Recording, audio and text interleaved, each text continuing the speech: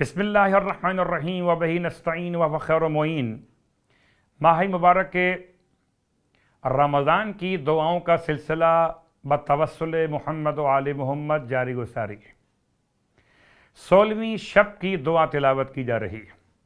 بسم اللہ الرحمن الرحیم۔ یا اللہ یا اللہ یا اللہ یا اللہ یا اللہ یا اللہ یا اللہ یا اللہ یا رحمانو یا رحمانو یا رحمانو یا رحمانو یا رحمان یا رحمانو یا رحمانو یا رحمان یا رحیمو یا رحیمو یا رحیمو یا رحیمو یا رحیمو یا رحیمو یا رحیمو یا رحیم یا غفورو یا غفورو یا غفورو یا غفور یا غفورو یا غفورو یا غفورو یا غفور یا رؤوفو یا رؤوفو یا رؤوفو یا رؤوف یا رؤوفو یا رؤوفو یا رؤوفو یا رؤوف یا حنانو یا حنانو یا حنان یا حنانو یا حنانو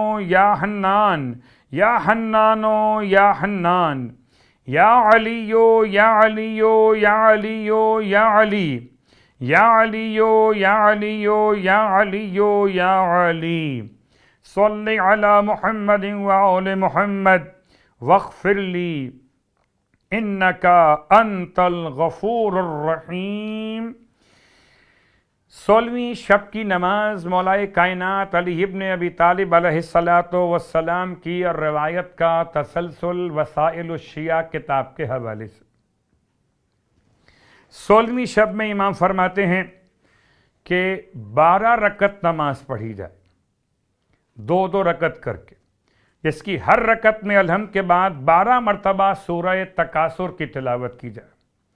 مولا فرماتے ہیں یہ نماز پڑھنے والا جب قبر سے باہر آئے گا تو بڑا خوشحال باہر آئے گا، اور اس کی زبان پر کلمہ شہادت اشہد ان لا الہ الا اللہ واشہد ان محمدا عبدہ ورسولہ، کلمہ شہادت جاری ہوگا، اور حکم ہوگا پروردگار عالم کا کہ اس کو جانب بہشت لے جاؤ۔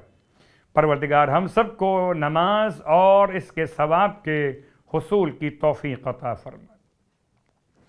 اس کے بعد 16ویں دن کے روزے کا ثواب۔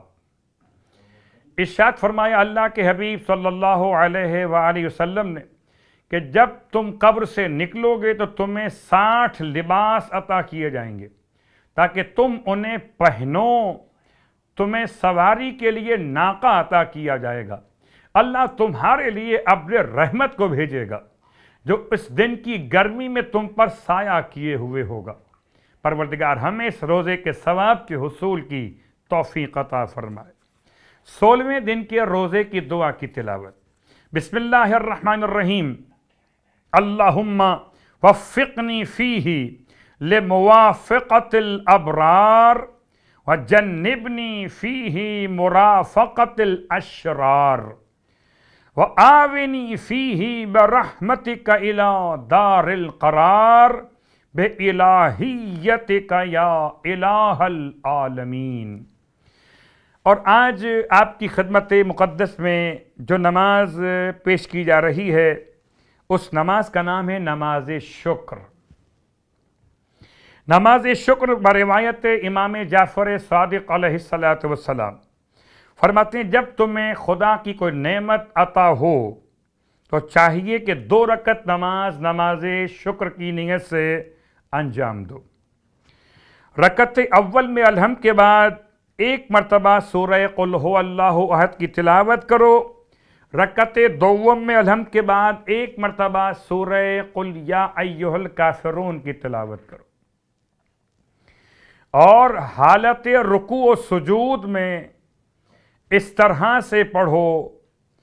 رکعت اول میں اور رکعت دوم میں ذکر کے بعد الحمدللہ الذی استجاب دعائی وآتانی مسئلتی۔ بعض روایات میں رکعت اول میں یہ پڑھنا ہے الحمدللہ الذی استجاب دعائی وآتانی مسئلتی، اور بعض روایات میں رکعت دوم میں پڑھنا ہے الحمدللہ شکرن و حمدن و حمدہ۔ کتاب کا حوالہ فروع الکافی وسائل الشیعہ۔